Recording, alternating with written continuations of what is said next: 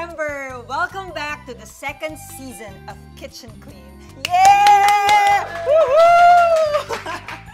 At dahil second season na namin ngayon, on location kami. We are here at Patio Vera Restaurant. Thank you for allowing us to use this place. This month is very special to me kasi this is the love of my life, Aiza's birthday month.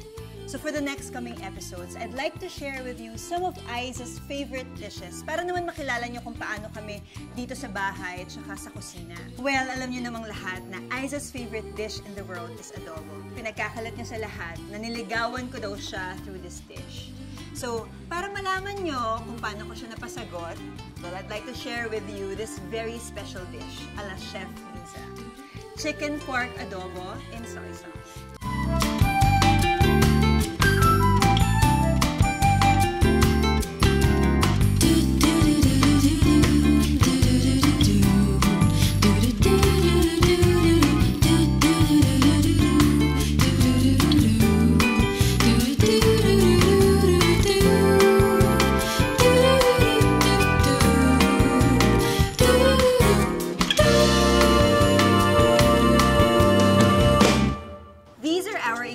For our chicken pork adobo in soy sauce. 1 kilo pork belly cut into 3/4 by 2 inches. Chicken thighs cut into half. Equal parts of soy sauce and vinegar. 1 head of garlic and pepper to taste. For our first step, all we need to do is mix all our ingredients except for the chicken in one sauce pot. We do the pork first, our garlic, peppercorns, vinegar, and our soy sauce, and enough water to cover our meat. Once we've mixed all our ingredients together, we're ready to cook our adobo. Adobo is a cooking method actually. It's a mixture of vinegar, salt, water, and any kind of protein or seafood. Pwede rin gulay.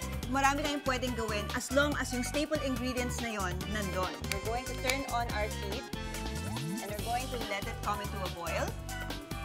Once our mixture is boiling, we're going to lower it down into a slow simmer.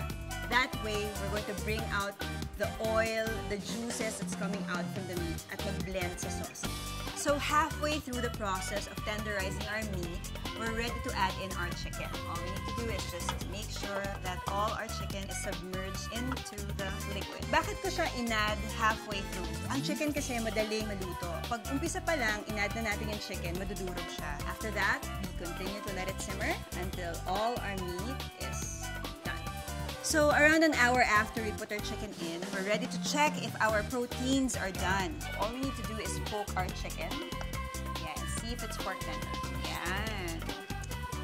And then also our pork. Yan. Ito nyo naman, napakalambot na niya.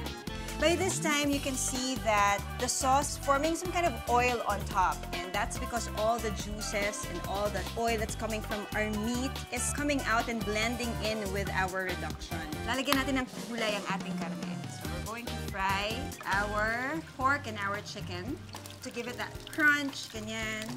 Basically, parang saute lang. We just want to brown the meat. We've already tenderized the meat. We don't want it to toughen up again. So, again, sabi nila, ito daw yung fragrant part of cooking adobo. Kasi, syempre, pag binoboil natin, maasim yung amoy nun, di ba? During the boiling process, all the acidity, na-reduce na siya. For the last part of our adobo, we're going to add our reduction. We let it simmer for 5 more minutes and our adobo's done.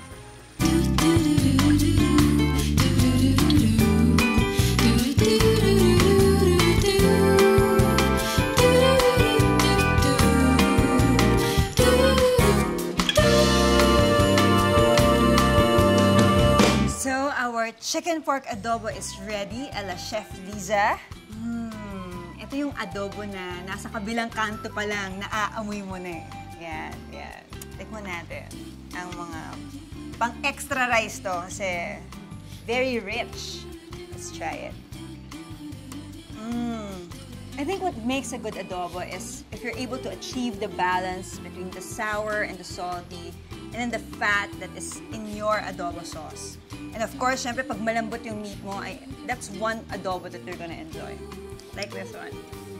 So I hope you guys join me next time for another exciting dish as we continue to celebrate Aiza's birthday month. If you like this episode, please click like and subscribe to our YouTube channel, youtube.com/kitchenqueenph. Again, this is Chef Liza, giving you fun and fresh ideas on how to become your very own kitchen queen. So para malaman nyo kung paano paano ko daw siya napasagot. Again. Sorry.